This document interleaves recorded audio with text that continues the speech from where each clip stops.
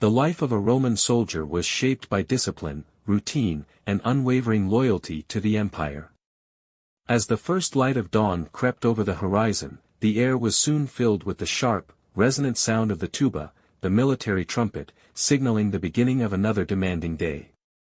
The soldier stirred from his straw-filled mattress or his cot in the barracks, stretching sore muscles stiff from the previous day's exertions. He quickly dressed in his tunic, a simple but practical garment, before fastening his heavy armor, perhaps the larica segmentata, a segmented plate armor offering flexibility and protection, or the more traditional chainmail, the larica hamata, depending on his rank and assignment.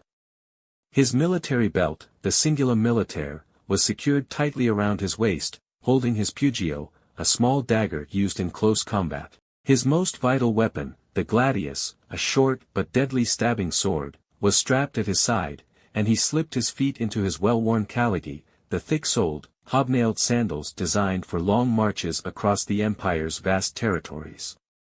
Once ready, he stepped outside into the bustling encampment, where the sights and sounds of military life immediately set the tone for the day, fellow soldiers preparing their equipment, centurions inspecting their men, the metallic clang of weapons being sharpened, and the ever-present voices of officers giving commands. Before duty began in earnest, there was time for a simple but sustaining breakfast.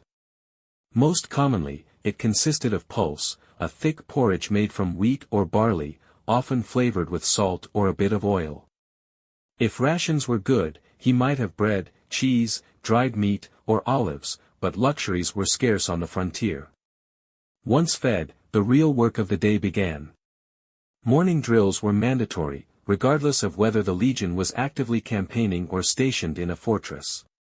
Training was relentless. Roman commanders believed that sweat in training saved blood in battle. Soldiers would take up their wooden swords and wicker shields, which were deliberately heavier than their real weapons to build strength, and practice thrusting, parrying, and slashing with precision. They formed into tight ranks, executing testudo, tortoise, formations, shield walls, and the swift movements that gave the Roman legions their fearsome reputation. In addition to swordplay, there were long marches, running exercises, and javelin practice with the deadly pila, throwing spears designed to bend upon impact so enemies could not hurl them back. For those not engaged in direct training, duties varied. In fortified camps and border outposts like those along Hadrian's Wall or the Rhine, many soldiers were assigned to practical labor. The Roman army was as much a construction force as a war machine, responsible for maintaining roads, building fortifications, digging ditches, repairing walls, and sometimes even supervising local populations in these tasks. Others might patrol the perimeter, monitor watchtowers, or man the gates, inspecting travelers and keeping an eye out for enemy movements. Officers and clerks were responsible for maintaining records, writing reports, and issuing orders. Every aspect of daily life was structured with efficiency in mind, ensuring that when battle came, the Roman soldier would be ready. By midday, the men were granted a brief break, and another meal was taken, often similar to breakfast, with whatever rations were available. Depending on their station, some soldiers used this time for rest, while others carried out minor repairs to their gear, sharpened their weapons, or tended to their horses. In well-established forts or garrisons, there were opportunities for limited leisure, perhaps gambling with dice, carving inscriptions, or, if stationed near a town, visiting bathhouses where they could wash and relax. Some wrote letters to their families, though for many, home was a distant memory, especially for those serving in remote provinces like Britannia or Dacia. As the afternoon waned, duties resumed. More training, patrolling, and fortification work continued until the evening began to set in.